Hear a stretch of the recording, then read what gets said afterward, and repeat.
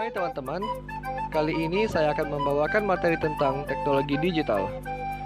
Teknologi digital merupakan teknologi yang dioperasikan menggunakan sistem komputerisasi. Sistem ini didasari dari bentuk informasi sebagai nilai numeris 0 dan 1 yang mengidentifikasikan simbol-simbol untuk proses informasi yang mudah, cepat, dan akurat.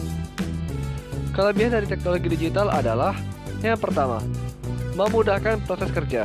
Yang kedua, memudahkan akses informasi. Yang ketiga, menjadikan sumber belajar yang beragam. Yang keempat, membuat komunikasi menjadi tidak terbatas. Namun, teknologi digital juga memiliki beberapa kekurangan. Di antaranya, yang pertama adalah mahalnya perangkat teknologi digital. Yang kedua, kesalahan digitalisasi menyebabkan informasi tidak tersampaikan dengan baik. Yang ketiga, berpotensi menyebabkan pelanggaran hak kekayaan intelektual. Dan yang keempat, membuat kebiasaan berpikir instan. Kali ini saya akan membawakan materi tentang teori fungsional. Menurut Emile Durkheim, teori fungsional adalah teori komunikasi yang menjelaskan susunan masyarakat sebagai bagian tatanan sosial yang mengindikasikan bahwa masyarakat memiliki hidup yang harmonis. Ciri dan pokok pikiran dari teori ini adalah individu dipengaruhi oleh struktur sosial dan individu bagian dari struktur sosial tersebut. Kelebihan dari teori fungsional adalah memperlakukan bahasa sebagai alat untuk menyampaikan dan memahami maksud penuturan.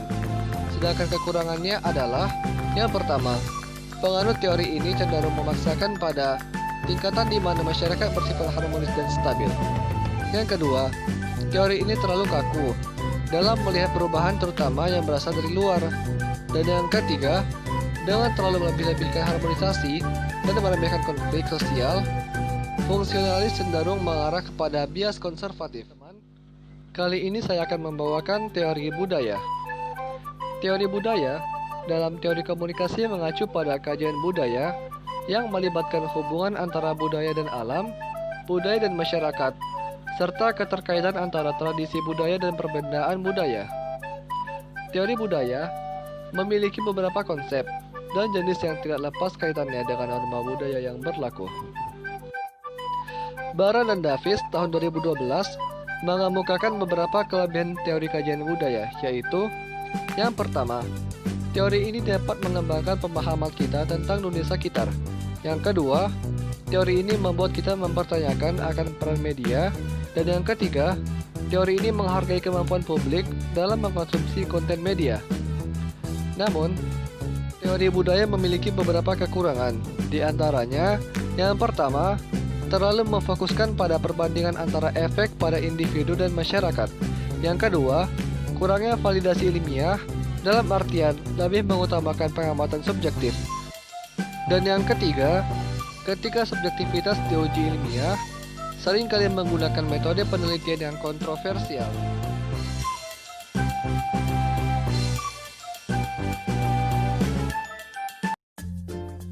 Yang keempat, ada teori komunikasi organisasi. Teori ini menjelaskan tentang pertukaran informasi dalam sebuah organisasi. Contohnya seperti komunikasi yang ada dalam perusahaan. Teori ini mempunyai kelebihan. Yang pertama, dia ini menghubungkan antara tujuan organisasi dengan hasil yang akan dicapai. Yang kedua, membina hubungan antar anggota dalam menyelesaikan tugas-tugasnya dalam organisasi. Yang ketiga, memungkinkan setiap individu ini ikut menyelesaikan masalah yang ada dalam organisasi. Namun, dalam teori ini juga mempunyai kekurangan. Yang pertama, terlalu rumit karena skalanya yang besar.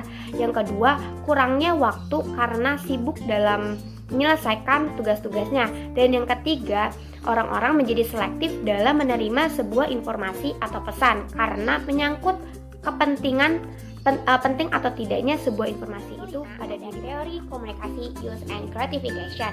Nah, teori ini menjelaskan tentang khalayak yang menggunakan media sesuai dengan kebutuhannya. Misalnya ketika kita ingin menonton sebuah kartun, maka kita hanya menyetel televisi tentang kartun saja seperti SpongeBob dan lain-lain.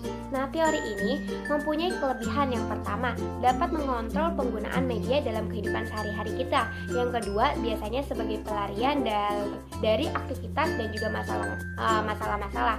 Maksudnya itu pelarian emosi. Nah, namun teori ini mempunyai kekurangan. Yang pertama, biasanya itu media itu menciptakan kebingungan pada audiens sehingga para audiens itu meningkat tingkat ketergantungannya terhadap media. Yang kedua, karena audiens itu bergantung pada media, maka mereka itu tidak dapat berkembang. Dan yang ketiga, biasa sulit untuk mengidentifikasi efeknya. Yang keenam, ada teori komunikasi kognitivisme.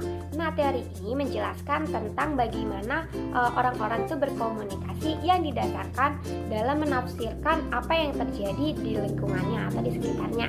Nah, teori ini mempunyai kelebihan. Yang pertama, orang-orang itu bisa menjadi lebih kreatif dan juga mandiri. Yang kedua, mereka menjadi lebih aktif dalam berkomunikasi. Dan yang ketiga, mereka akan menjadi lebih mengenal pada diri mereka sendiri. Nah, namun mempunyai kekurangan, yaitu komunikasi ini sulit dipraktekkan karena terlalu kompleks.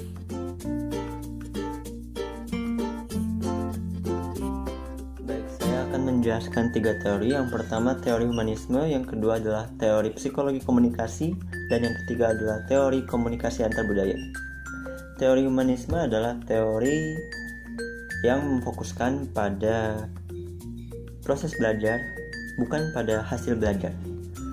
Teori humanisme ini mengemban pada suatu konsep yang dimana untuk memanusiakan manusia.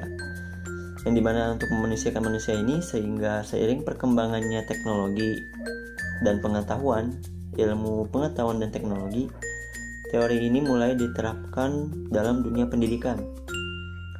Teori humanisme ini berawal dari ilmu psikologi yang lebih similar dengan teori kepribadian, sehingga manusia yang dalam konteks itu merupakan murid atau siswa, mereka lebih memahami mengenai lingkungan sekitar.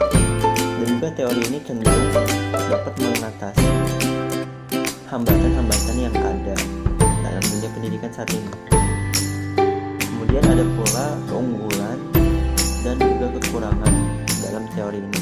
Keunggulannya salah satunya teori ini dapat membuat suasana itu semakin lebih menghargai satu sama lain. Dengan adanya suatu kebebasan dalam mengungkapkan pendapat tanpa dibatasi, dan juga suatu kebebasan untuk membatasi suatu pendapat, sehingga orang yang menganut teori atau siswa itu dapat lebih kreatif. Salah satunya yaitu ketika sedang berdiskusi. Ketika kita sedang berdiskusi, ada yang namanya suatu proses dan ada juga yang namanya kesimpulan. Nah, untuk para penganut teori humanisme ini, mereka lebih memfokuskan seperti yang sudah dijelaskan pada penelitian tersebut, yaitu mereka lebih memfokuskan pada suatu proses. Jadi mereka lebih mengedepankan suatu proses diskusi tersebut, mulai dari suatu bahasanya dan juga sampai ke sikap-sikapnya dalam mengambil suatu keputusan. Itulah yang terdapat dalam keunggulan dari teori humanisme. Ada juga kekurangan dari teori humanisme ini. Salah satunya itu teori ini masih bisa dibilang buram untuk dijelaskan, karena untuk penjelasannya saja kepada murid atau kepada siswa, guru itu masih belum efektif. Dan ada juga kekurangan-kekurangan dalam, yaitu kekurangan-kekurangan di sini dapat dikatakan kekeliruan atau ketidakpastian guru dalam menyampaikan teori ini. Jadi yang disebutkan atau yang dikatakan dalam teori ini masih berbanding terbalik atau meleset dengan apa yang guru sampaikan kepada muridnya, sehingga hal ini dapat menghambat pembelajaran dan juga dapat membuat teori yang kedua, yaitu teori psikologi komunikasi. Psikologi berasal dari bahasa Yunani yang berarti psyche, artinya itu jiwa, dan logos yang berarti ilmu dan pengetahuan. Psikologi yang dibaur dengan komunikasi merupakan suatu peristiwa diri dari masing-masing individu. Dengan kata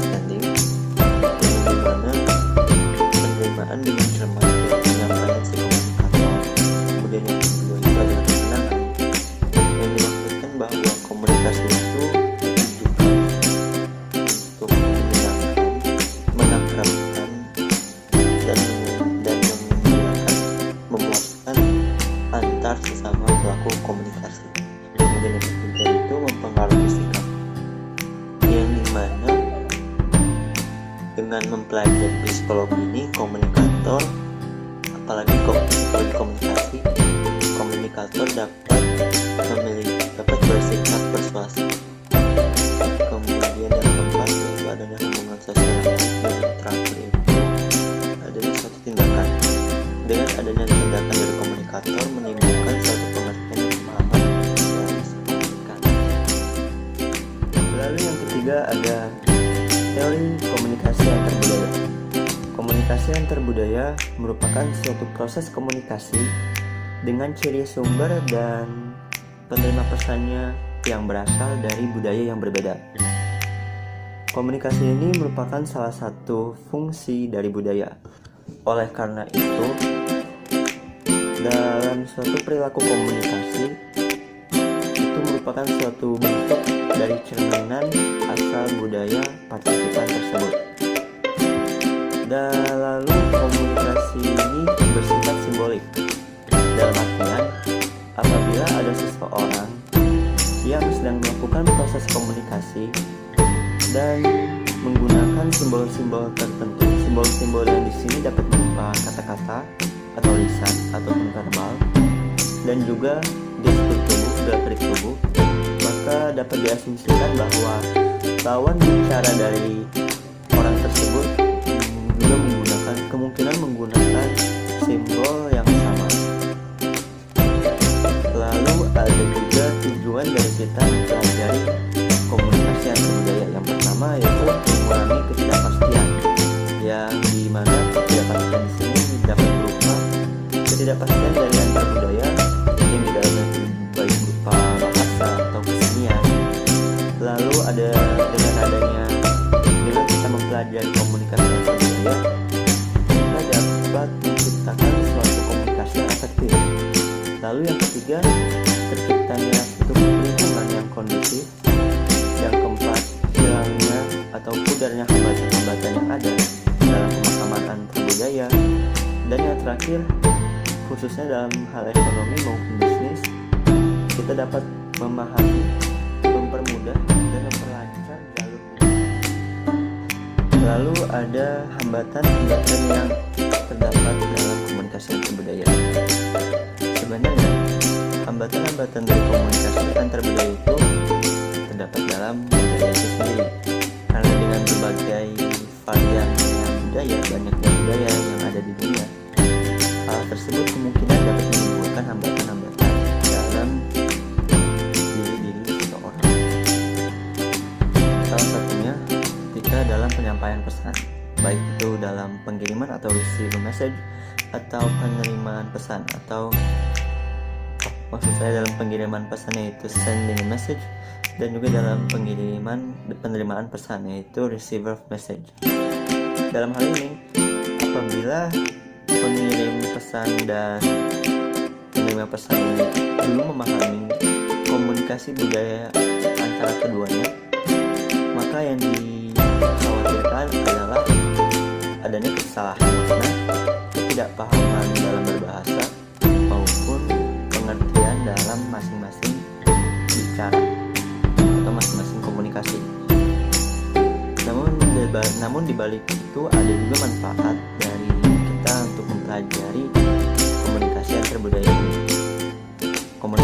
Manfaat ini terdapat dari gagasan Living 1997, yang dimana yang pertama itu apabila kita mempelajari dan memahami komunikasi antar budaya, setidaknya kita dapat mengatasi hambatan-hambatan yang seperti tadi itu, yaitu dalam berhubungan dengan orang lain. Orang lain di sini konteksnya apabila dia berasal dari luar budaya dari kita. Lalu yang kedua, dengan adanya pemahaman akan orang lain terhadap lintas budaya dan antar pribadi, hal tersebut dilakukan dengan usaha yang dilakukan secara penuh keberanian dan kepekaan. Lalu yang terakhir manfaatnya yaitu dengan kita mempelajari komunikasi antar budaya, kita dapat menyenangkan diri